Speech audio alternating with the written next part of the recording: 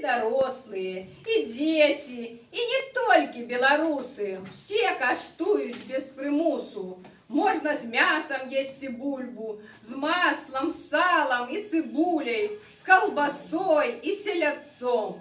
Вермишель, лапша и каша не заменят бульбу нашу. Белорусская народная песня «Бульбочка». Ці дощі дети, снегу гурби, на дворе кайнарозный густ, а пастух духмяный, смака бульбы, учує носом белорус.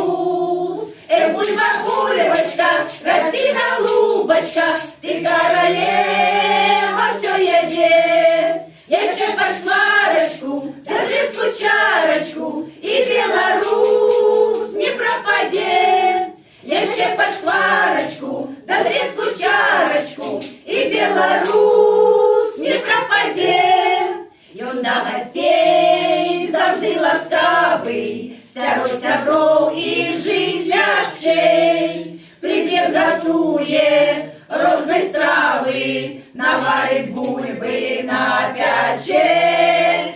Бульба, бульбочка, расти голубочка, ты королева все еде. Еще по шкварочку, да дреску чарочку, и белорус не пропадет. Еще по шкварочку, да дреску чарочку, и белорус не пропадет.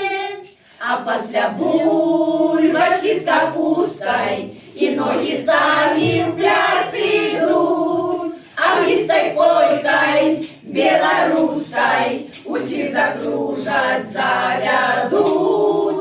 Бульба, бульбочка, расти голубочка, ты королева.